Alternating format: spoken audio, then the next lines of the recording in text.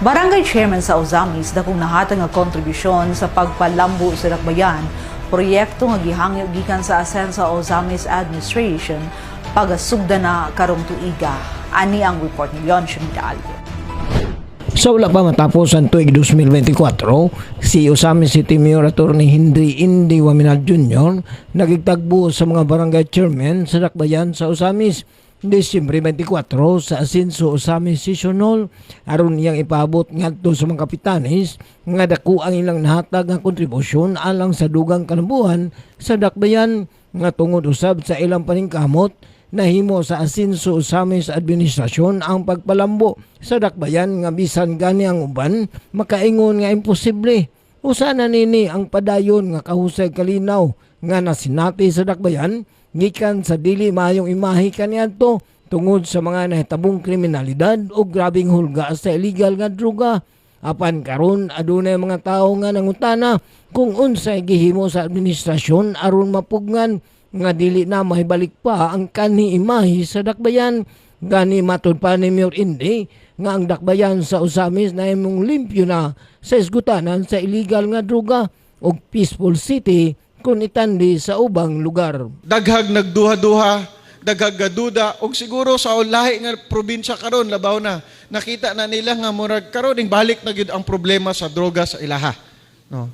Pero diri sa Ozamis nga sa una, mo magyud ni hotbed sa droga, mo ni sentro sa droga og krimen, no, matingala sila. Yun sa ninyo pagpugong. No. Yes, naagya po yung mga challenges, no, and hisgutan na nato sa insaktong panahon. No, pero kumpara sa uban lugar, no, ang usa sa pinakalimpyo nga lugar when hisgot og droga og krimen, ang Ozamis gihapon og tungod po na ninyo mga kapitanes.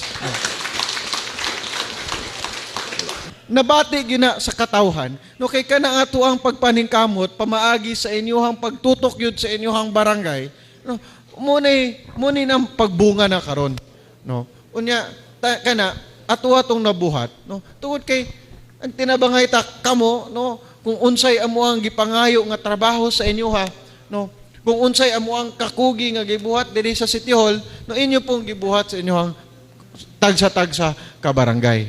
No, so really when I was looking back, galantaw ko tinuod daghan kitag nahuman, daghan kitag nabuhat katong hunahuna sa uban imposible ato ang nabuhat, no. And usag yun sa dako nga rason ana again kamo mga barangay captain, no. So pakpakin nyo kaugalingon, yes, no.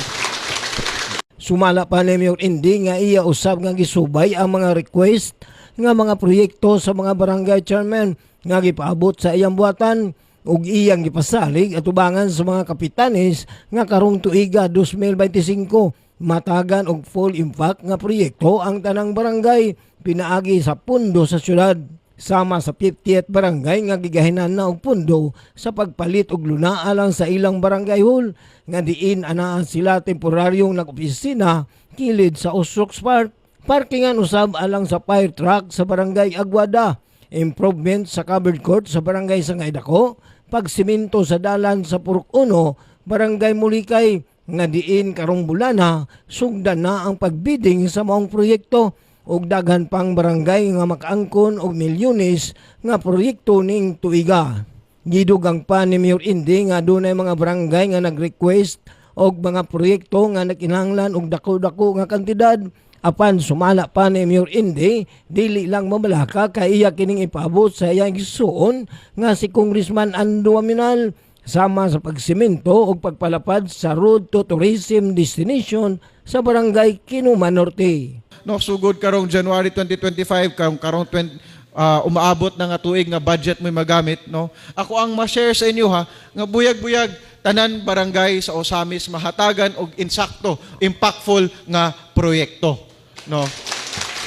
Kani si Kap Bilin, no, wala naman tayo masiminto, wala naman tayo mahimo nga infrastructure building sa iyang barangay. Ang iyang gipangayo is na lang siya yuta nga gusto paliton. Muna makat para sa iyang barangay hall, muna makatoy presyo Kap, no, o ay kabalaka kato nga kantidada ato anang giandam sa ato ang budget sunod tuig, no.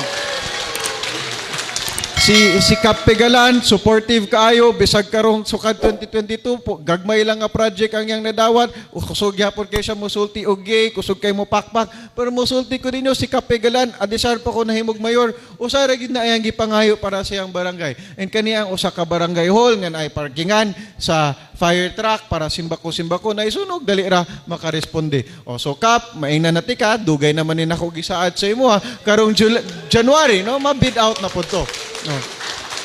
Kap no katoy mo gipangayo nga para pagpa-improve sa imong covered court no, mahatag ra gyapon to karong January no. Si Kap Sally pod, musulti ni siya nga nakadawat naman siya bago nga covered court, wala na lang daw niya gi-follow up ang iyang sunod nga project kay maikog po daw siya sa uban barangay nga wa pa kadawat. Kap, ay kabalaka kaysa ko ang gingon lagi karon tanan barangay no, kung wala pa'y nadawat na kung nakadawat na katong wala pa nakadawat, makadawat sigurado katong January, tanan barangay makadawat yun karon nga termino ha no.